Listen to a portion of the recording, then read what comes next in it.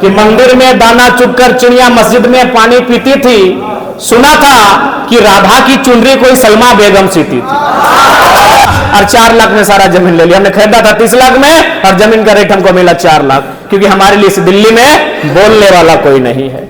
इसीलिए हमने उन मीडिया को कहा कि धर्म का मुद्दा रहे चाहे आस्था का मुद्दा रहे, जब हम दिल्ली में कदम रखेंगे हमारे लिए रोटी सबसे बड़ा मुद्दा होगा। आप सोच के देखिए, उसके लिए क्या धर्म मुद्दा रहेगा जिसने 30 लाख में जमीन खरीदा था और मात्र 4 लाख में सारा जमीन चला गया। आप ये सोच के देखिए, क्या उसके लिए कोई आस्था मुद्दा रहेगा? नहीं, उसके लिए उसका हक मुद्दा रहेगा, सत्य मुद्दा रहेगा, उसके लिए उसका। आज के इस कार्यक्रम के लिए मीडिया जगत से जितने भी बंधुगण आए उनका धन्यवाद, आभार, और साथ ही साथ विशेष धन्यवाद हमारे बड़े भाई स्वरूप आदरणीय रिजवान क्रांतिकारी भाई साहब का, जो आज इस आंदोलन को एक दुगनी ताकत देने के लिए आए हैं। मैं अपनी बात, चूंकि थोड़ा सा कल काफी अस्वस्थ है और काफी मतलब हाई पावर का दवा खा के आपके बीच आए हैं, चूंकि ये कार्यक्रम पहले से निर्धारित था। तो जैसा कि आप सभी जानते हैं, चाहे सोशल मीडिया का प्लेटफॉर्म हो, अखबार के पन्ने हो या फिर कोई अन्य प्लेटफॉर्म, उनके माध्यम से आपको सूचना मिलता रहा होगा कि आज 2 वर्षों से लगातार झारखंड की मिट्टी में आंदोलन चल रहा है।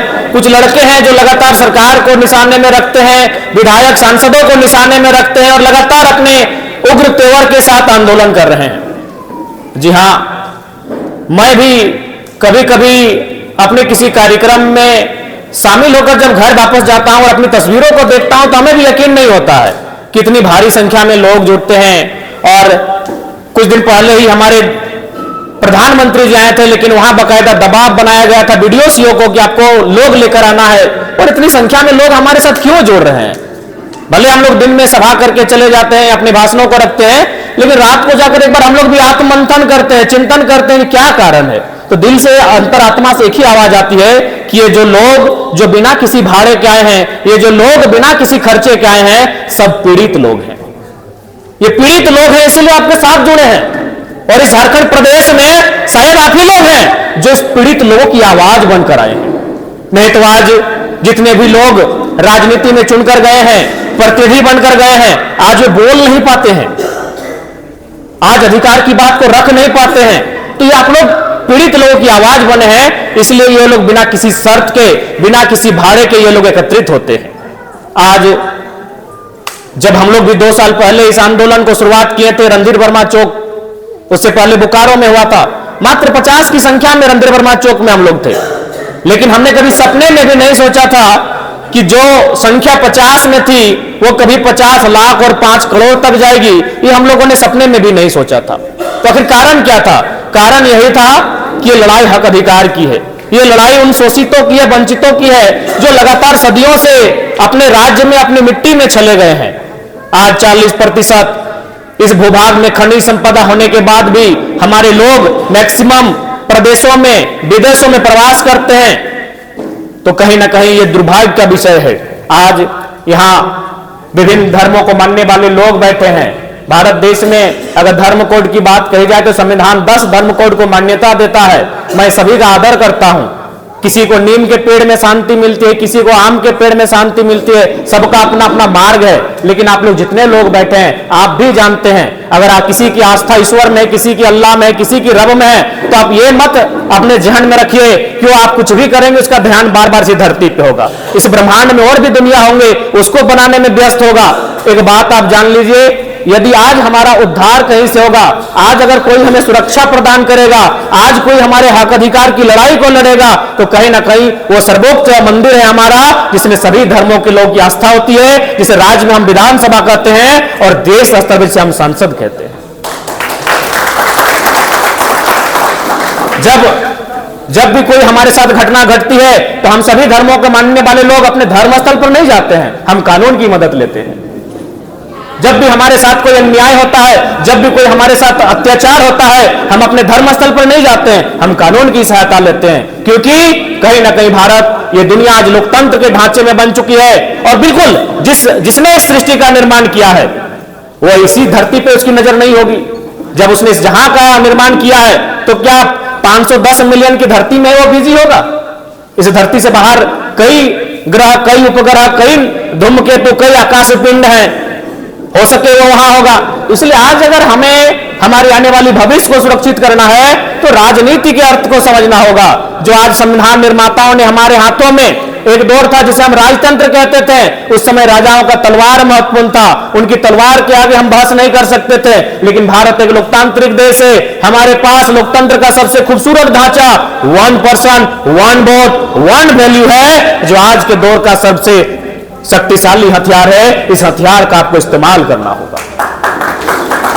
आज बहुत सारे मीडिया वालों ने हमसे पूछा कि केंद्र में, जो केंद्र से आप, चूंकि आप सांसद के चुनाव में लड़ेंगे, आप लोग एमपी के चुनाव में लड़ेंगे, उस समय केंद्र के पास धर्म इशू होगा, आप किन मुद्दों के साथ जाएंगे? मैंने कहा जो लोग आज सऊदी में फंसे हैं, जो लोग आज अन्य प्रदेशों में फंसे हैं, उनके लिए सबसे बड़ा धर्म अगर है तो रोटी का धर्म है, जो मजहब से भी ऊपर है। मैं उन मुद्दों के साथ एमपी का चुनाव लड़ूंगा।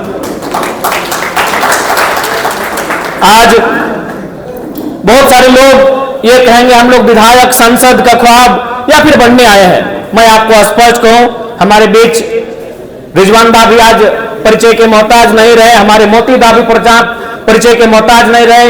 इसी बीच हमारे प्रधान महासचिव खाने खान फरजान खान भी आए, परिचय के मोहताज नहीं रहे। निश्चय आज नहीं तो कल ये कोई बड़ी पार्टियां इनको टिकट ऑफर करेंगी, ये विधायक बन सकते हैं, बिल्कुल इनमें काबिलियत है और इनका कहीं ना कहीं क्षमता है। आज नहीं तो कल इनको कोई टिकट ऑफर करेगी, ये एनडीए इंडिया गठबंधन कहीं जा सकते हैं। लेकिन मैं ये हो सके 10 साल बाद पार्टी की सेवा करने के बाद ये मंत्री भी बन सकते हैं, लेकिन यकीन मानिए ये दिल से कभी खुश नहीं हो पाएंगे। हम लोग विधायक सांसद नहीं बनने आए हैं, हम लोग व्यवस्थाओं को बदलने आए हैं। इस बात को ध्यान में डालिए। हम एक ऐसा आधार बनाएंगे कि हमारी पार्टी का अगर कोई कार्यकर्ता रहेगा तो वो अभिमान करेगा। हम एक ऐसा माहौल क्रिएट करने आए हैं और आज शुरुआत हो चुकी है। आज हमारे पास एक मुखिया का, एक वार्ड सदस्य का प्रतिनिधि नहीं है, लेकिन आज भी लड़के लोग बोलते हैं कि दादा एक फोन हम लोग लगाते हैं और हमारा काम हो जाता है। कल एक कोलियरी क्षेत्र का आदमी हमसे मिला, काफी सीनियर था, वो वर्कर था वहां का, हमारे साथ फोटो लिया। हम बोले फोटो को क्या कीजिएगा? बोला बस कुछ नहीं, जनरल मैनेजर को व्हाट्सएप कर देंगे, मेरा काम हो जाएगा। यानी जो कोलियरी के जीएम है उनको व्हाट्सएप कर देंगे, मेरा काम हो जाएगा। तो ये बदलाव हम लोग बिना किसी पद में रहकर लाए हैं। आज किसी फैक्ट्री में चले जाए, किसी कंपनी में चले जाए, आज हमारे नौजवानों से टॉकिंग करने के लिए घबराते हैं, चाहे एचआर रहे, चाहे कोई पदाधिकारी रहे। तो सोच के देखिए, अगर हम लोगों को आप लोग आशीर्वाद देकर अगर नेतृत्व करने का अवसर देंगे तो इस राज्य में क्या बदलाव आएगा। और निश्चय इस बात को ध्यान में रखिए, हम लोग इससे पहले के राजनेता किस प्रकार की परिपाटी में अपने आप को ढाले हैं मायने नहीं रखता है। आज हम लोगों के ऊपर जो आस्था इस राज्य की जनता ने दिखाया है, इससे हम लोग किसी भी प्रकार से विश्वासघात नहीं करेंगे, किसी प्रकार का विश्वासघात नहीं होगा। क्योंकि अगर हमें एमपी का ही चुनाव लड़ना, तो आप लोग भी जानते हैं अभी भारत देश में 2 ही पार्टियां हैं जो एमपी के चुनाव में दमदार रहेंगी, एक इंडिया गठबंधन है, एक एनडीए गठबंधन है। और मैं आपको कोई झूठ बात नहीं, न हवा हवाई बात नहीं, दोनों पार्टियों के बड़े लीडर हमसे संपर्क करते हैं कि आप बोलिए आपको 3-4 सीट है, इनमें आप नाम लेके बोलिए कि लोकसभा किस सीट से लड़ना पसंद करेंगे। इन 2 वर्षों ने हम लोगों ने अपनी काबिलियत को इतना बनाया है। अब एक बात बताइए, 29 साल का लड़का कौन नहीं चाहेगा यार कि एनडीए चाहे इंडिया से उठकर दिल्ली पहुंच जाए।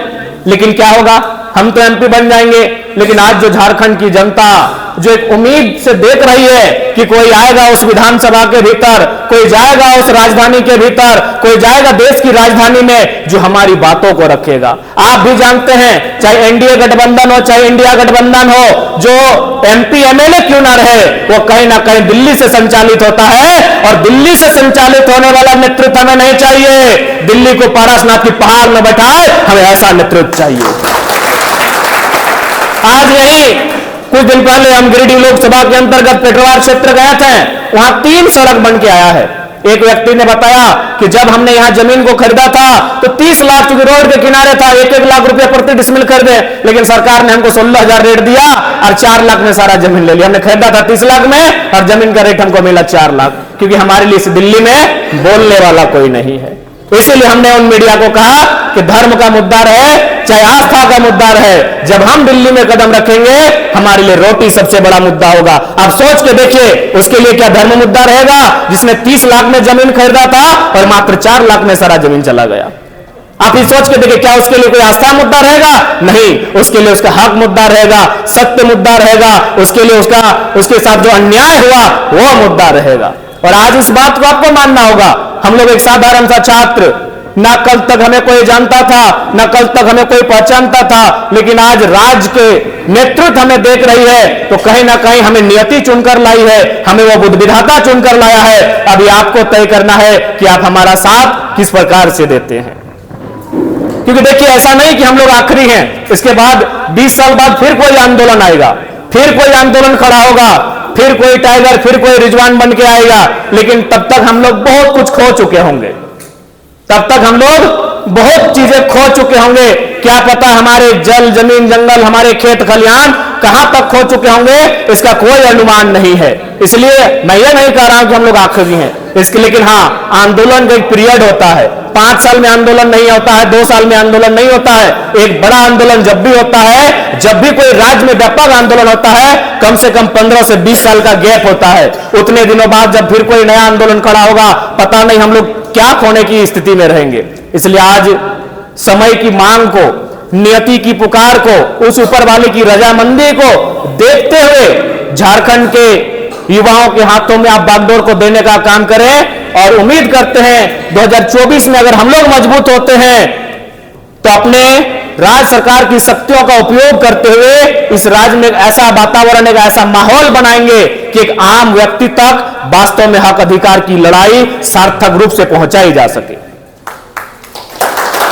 बहुत सारे लोग कहते हैं कि चेंगड़ा लोग क्या बदलाव करेंगे।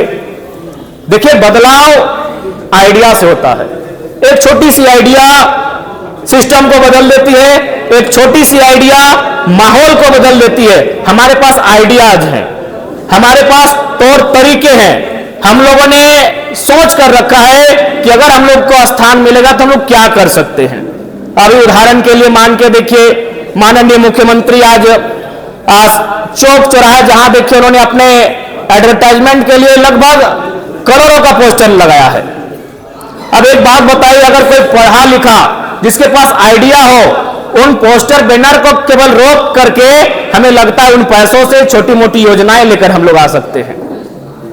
हमारे पास आइडियाज की कोई कमी नहीं है, लेकिन जब तक, चूंकि भारत एक लोकतांत्रिक देश है, आप सिस्टम में जब तक नहीं आते हैं, आप उन चीजों को इंप्लीमेंट नहीं करेंगे, तब तक विशेष बदलाव होने की अपेक्षा आप नहीं रख सकते हैं। इसलिए, और आज देखिए, अगर हम लोग को भी अगर चुनाव लड़ने की इच्छा होती तो हम लोग 2 साल पहले पार्टी बना लेते। आप लोग सुने होंगे कि अभी पार्टी हम लोग को रजिस्ट्रेशन के लिए गया है, अड़चने आ रही है। बहुत सारे लोग सवाल करते हैं पार्टी बना क्यों नहीं। अरे भाई, हम लोग चुनाव लड़ रहे, उद्देश्य ही नहीं था।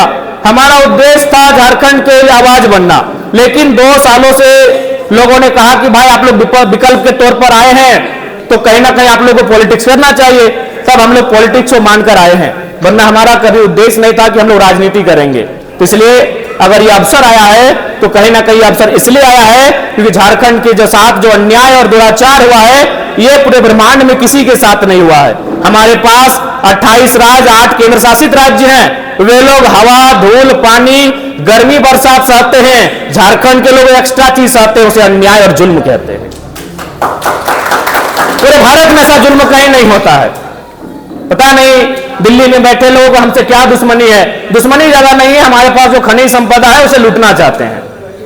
अगर ये हमारा जंगल होता, जिस प्रकार चूंकि झारखंड एक जंगली क्षेत्र है, तो दिल्ली तो छोड़िए, पड़ोसी राज्य हमें देखने तक नहीं आता, झांकने तक नहीं आता। लेकिन जब से अंग्रेजों ने इन्हें बता दिया है कि यहाँ ये रूढ़ है, ये एक ऐसा प्रदेश है जहां कण कण में खनिज है, तब से दिल्ली से लेकर पड़ोसी राज्यों की हम पे नजर है।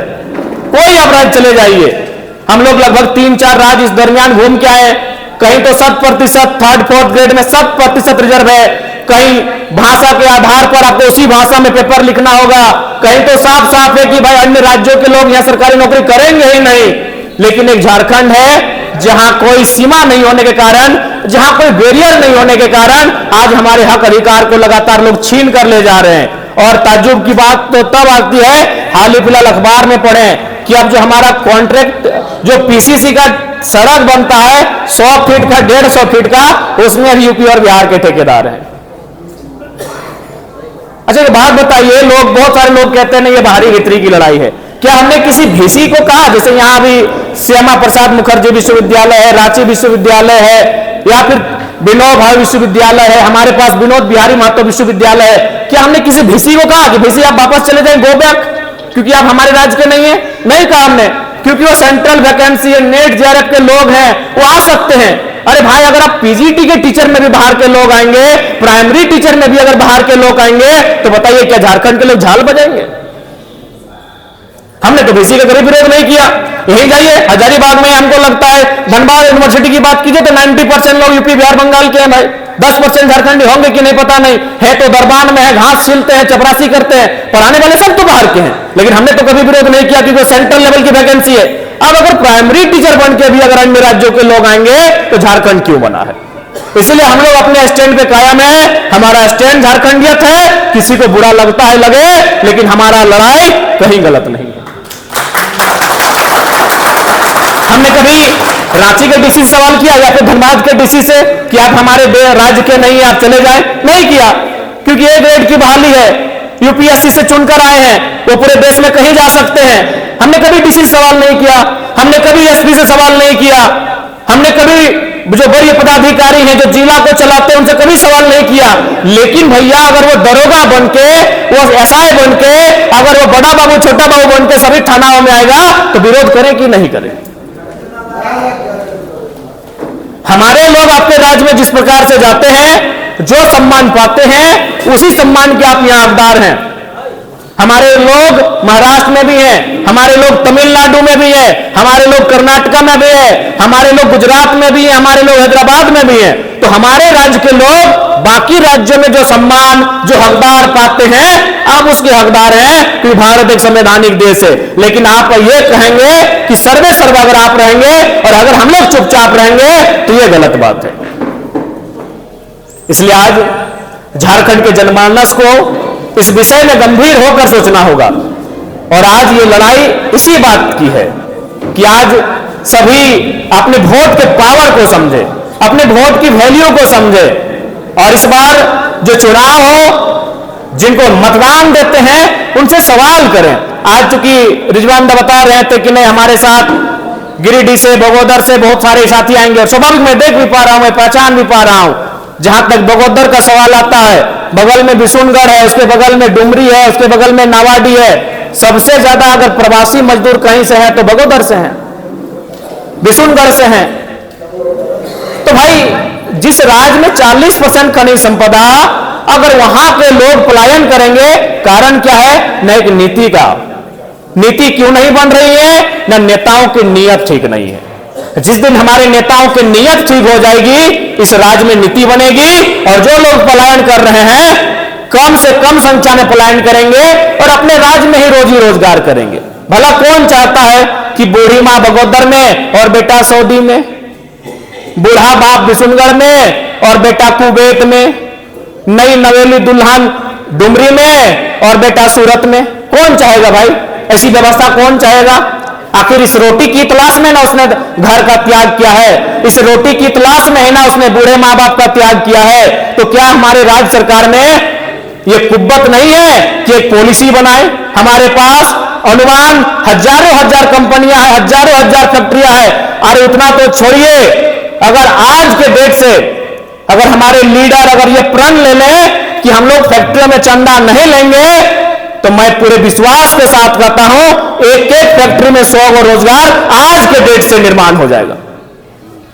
यानी वो जितना लोगों को पैसा देंगे मंत्रियों को, अगर वो ना लिया जाए तो 100 गो रोजगार होगा। मैं अपनी बात बताता हूं, बहुत सारी कंपनियों में हम जाते हैं तो बोलते हैं काहे आप नेताजी कैसा करते हैं, चलिए आपको 50 लाख देते हैं, रोजगार की बात मत कीजिए। जो लोग आप बोलते हैं कि ज्वाइनिंग करवा दीजिए, उनकी बात मत कीजिए। तो बारीकी से 2 सालों में एक चीज समझ में आया कि अगर इनकी नीयत ठीक हो जाएगी और ये अपना चंदा केवल फैक्ट्री और कंपनियों से ना ले, तो मेरा मानना है एक एक फैक्ट्री फिर से एवरेज 100 को रोजगार देगी। तो हमको लगता है बड़ी बड़ी कंपनियां 25 से 30 हजार होंगी, कुल तो 50 से पार होंगी।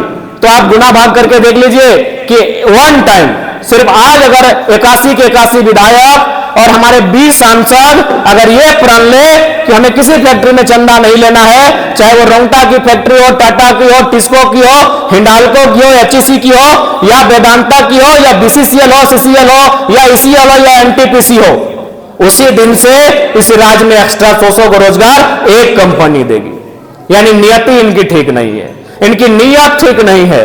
तो इसलिए आज हमें इस गंभीर विषय को सोचना होगा, नहीं तो आने वाली पीढ़ी शायद हमारी बोल भी नहीं पाएगी। आज तो हम लोग बोल लेते हैं, टाटा के खिलाफ बोल देते हैं, वेदांता के खिलाफ बोल देते हैं, आज तो हम लोग भ्रष्ट आईएएस आईपीएस को कटघरे में लाके खड़ा कर देते हैं, सरकार को तो नींद खराब करके रखे हैं, लेकिन आने वाली पीढ़ी बोल भी नहीं पाएगी। इसलिए आज समय की मांग को देखिए, समय की डिमांड को देखिए और इस आंदोलन के महत्व को समझिए। ये आंदोलन एक जाति एक वर्ग का भला करने नहीं आया है, ये आंदोलन तमाम झारखंडी जो हाशिए पे जा रहे हैं, जो डाउन टू अर्थ जा रहे हैं, उनकी एक आवाज बन के आया है। और एक आवाज ही है कि आज इस राज्य में 2 सालों में बदलाव लाके हम लोग खड़ा कर दिए हैं। आप किसी पॉलिटिकल लीडर से मिलिए, वो चर्चा करते हुए हमारा पाए जाएंगे। अरे राज की तो छोड़िए, छत्तीसगढ़ से एक मैसेज आया था, इंस्टा में बधाई दिया कि हमारे एक साथी हैं और छत्तीसगढ़ में विधायक बन गए। तो बोले हमको क्या बधाई दे रहे हैं? बोला 6 महीना से उनको खाली आपका ही वीडियो दिखाए हैं। रामकुमार टोको है। हाँ, जो भी हम नाम भूल रहे हैं, रामकुमार टोको। देखिए दादा नाम बता रहे, तो कोई मजाक और फेंका फेंकी बात नहीं कर रहे। छत्तीसगढ़ में सीतापुर विधानसभा छत्तीसगढ़ में का है, अकाली वीडियो देख देख के, यानी कहीं ना कहीं ये विचारधारा ये राज्य ही नहीं, ये देश भी सुन रहा है। तो आप तो राज्य के लोग हैं, आप हमारे अभिभावक हैं, आप हमारे भाई बंधु हैं। इस विचारधारा को इस सीमा के बाहर लोग पसंद कर रहे हैं, मान रहे हैं, उसका समर्थन कर रहे हैं। आप तो हमारे लोग हैं, आपका आशीर्वाद चाहते हैं, जो हमसे बड़े हैं उनका आशीर्वाद और दुलार चाहते हैं, जो हमारी उम्र के हैं उनका हम लोग सहयोग और समर्थन चाहते हैं। इस राज्य में जो नव निर्माण की किलकारी गूंजी है, एक आंदोलन आया है, इस आंदोलन को अब राजनीति का स्वरूप देने के लिए आज हमें कहीं ना कहीं जहां से नीति नियम बनता है, उन नियमों को बनाने वाले लोग जहां पहुंचते हैं वहां खुद को स्थापित करना होगा। पुनः ज्यादा समय नहीं ले पाएंगे क्योंकि अस्वस्थ है और बोलने में असुविधा हो रही है। मैं आज के या मिलन समारोह का कार्यक्रम था जिसमें मुख्य रूप से हमारे बड़े भाई रिजवान साहब अपने साथियों के साथ, अपने अभिभावकों के साथ, अपने हित शुभचिंतकों के साथ हमारे साथ जुड़े कुछ नहीं, हमारी प्लानिंग का हिस्सा था। हमेशा मौलाना सरफराज जी से भी बातचीत होती थी, हमारी प्लानिंग का हिस्सा था। और ये नियम है कि भाई कहीं ना कहीं सबका अपना अपना समुदाय कौम वर्ग होता है। मान के चले ठीक है, जयराम महतो कितना भी अच्छा बोलता है, कितना भी अच्छा उसका विचारधारा है, लेकिन यदि हम किसी स्वर्ण समाज में जाएंगे तो हमारा वहां प्रतिनिधित्व एक स्वर्ण समाज का होना चाहिए, वो हमसे डायरेक्ट नहीं मिलेंगे, स्वाभाविक है। यदि हम किसी अनुसूचित जनजाति वर्ग के सामने जाएंगे तो हमारा प्रतिनिधित्व उस वर्ग का होना चाहिए जो हमें वहां तक लेकर जाएगा। तो इसलिए हमारी प्लानिंग का ऐसा था कि आप जो आपका वर्ग है, जिसे अब तक लोगों ने दिग्भ्रमित करके रखा है, उस वर्ग को आप एकत्रित कीजिए, उस वर्ग को आप जागृत कीजिए, उस वर्ग को आप एकजुट कीजिए। और हम लोग स्पष्ट कहेंगे, हम लोग सामाजिक न्याय की विचारधारा वाले लोग हैं। जिनका 1% आबादी होगा, अरे जिनका 0.1% आबादी होगा, हम उनको इग्नोर नहीं कर सकते हैं। तो इस राज्य में अल्पसंख्यक की आबादी 15% है, कोई भला इग्नोर कैसे कर सकता है? हम सामाजिक न्याय के पक्षधर हैं, हम लोग सामाजिक न्याय को मानते हैं। अगर कोई 1% भी है इस राज्य की आबादी में, उससे भी कम है, तो हम लोग उनको साथ लेकर चलेंगे। अल्पसंख्यक वर्ग तो 15% में आता है। और हमने तो अक्सर रिजवानदा से कहा है कि रिजवानदा, आज के डेट में अगर कोई भी झारखंड में पॉलिटिक्स करे बिना MMM के नहीं कर सकता है। सहयोग सबका होगा, लेकिन एक बेस होता है। सहयोग सभी वर्ग का होगा, लेकिन एक बेस होता है। तो इसलिए आज ये हर्ष और उल्लास का विषय है। और अक्सर जो हम पर एक समुदाय एक वर्ग का, चूंकि ये प्लानिंग है, जब ये आंदोलन को देखा कि इस लड़के का कोई तोड़ नहीं है, इसको पैसा ऑफर करें तो पैसा लेता नहीं है, गाड़ी ऑफर करें तो गाड़ी नहीं लेता है, तब बोल जाए कुर्मी का बेटा है। अब तो देखिए हिंदू मुस्लिम भी करवाता है 2-4 के लोग।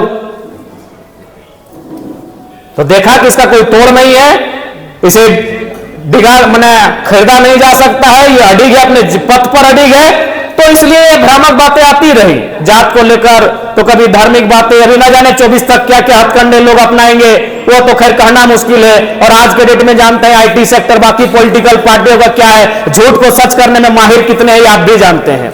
इसलिए जब भी अगर हम लोगों पे संशय लगे, हम लोगों पे सवाल उठे, तो बस इतना याद रखिएगा कि वो लड़का है जिसको डॉक्टर ने सख्त हिदायत दिया है कि 6 महीना बोलना नहीं है, लेकिन हमने ये कहा कि अगर हम चुप हो जाएंगे तो झारखंड चुप हो जाएगा।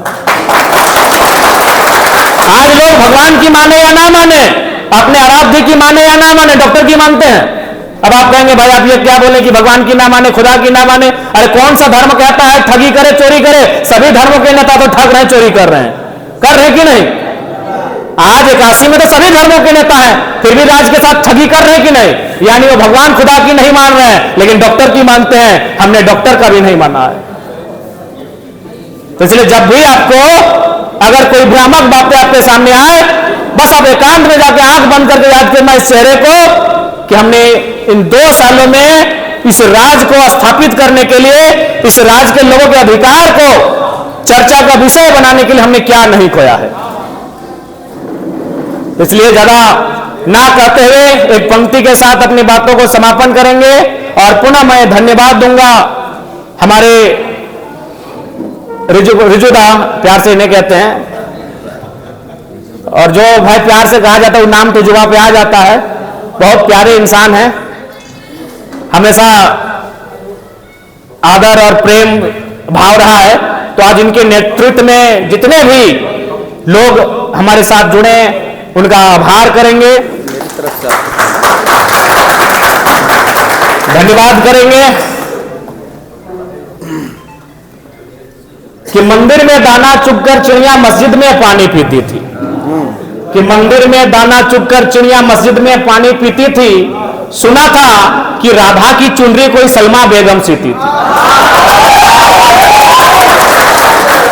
कि एक था रसखान जो रघुपति राघव गाता था, कि एक था रसखान जो रघुपति राघव गाता था, और एक था प्रेमचंद जो लोगों को ईदगाह सुनाता था।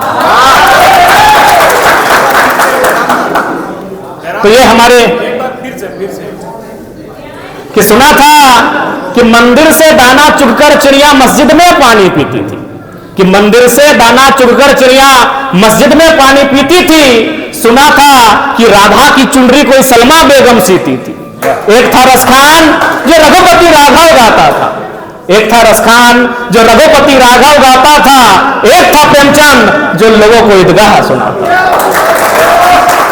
तो ये हमारी माटी की खूबसूरती है, लेकिन कुछ लोग नहीं चाहते हैं कि यहां हक की बात हो, कुछ लोग नहीं चाहते हैं कि शोषित वंचितों के अधिकार की बात हो। इसीलिए कभी जात के नाम पर, कभी धर्म के नाम पर, कभी आस्था के नाम पर एक दूसरे को लड़ाने का काम करते हैं। लेकिन एक बात याद रखिए, नफरत फैलाने वालों से ज्यादा मोहब्बत बांटने वालों की संख्या है। इसलिए इतनी तबाही के बाद भी आज हम एक साथ बैठकर जीने को तैयार होते हैं। तो पुनः आज के इस कार्यक्रम में आदरणीय माननीय श्रद्धेय बड़े भाई रिजवान के नेतृत्व में जितने भी लोग, हमारे अभिभावक हमारे साथ आए, उनका तहे दिल से आभार, जोहार, आदाब, नमस्कार। और उम्मीद करते हैं झारखंड के लोग जिस उम्मीद के साथ हमें देख रहे हैं, उस उम्मीद के लिए हम लोग अपने प्राणों की आहुति तक, अपने आखिरी बूंद जो खून का कतरा होगा, हमारे जो अंतिम सांस होगी, निछावर करेंगे। लेकिन इस राज की माटी से, इस राज के अधिकार से, इस राज के लोगों के विश्वास से किसी प्रकार का समझौता नहीं होगा। ये हम लोग आपको पूर्ण विश्वास दिलाते हैं। तो पुनः आज की कीमती समय निकाल कर आने के लिए सभी मीडिया बंधुओं का धन्यवाद, आपका बहुत बहुत धन्यवाद। क्योंकि लोकतंत्र का चौथा स्तंभ उसकी भूमिका बन जाती है। उसकी भूमिका इसलिए बन जाती है कि जब विधायिका में बैठे लोग एक एक के घर से हजारों करोड़ का राशि मिलता है, जब कार्यपालिका के लोग कोयला के काले धंधे में व्यस्त हो जाते हैं, और जब न्यायपालिका में भी न्याय की उम्मीद टूट जाती है, तब पत्रकारिता का रोल बहुत बड़ा हो जाता है, उनका जिम्मा, उनकी जवाबदेही बड़ी हो जाती है। ऐसे में जितने भी मीडिया हाउस के लोग आए हैं, उनका धन्यवाद, झारखंडी जोहार करते हैं। बाकी सबको धन्यवाद कि आप यहां तक आए। जब तक मीडिया के लोग सानू महतो झारखंडी को लाइक, फॉलो, शेयर, कमेंट करें।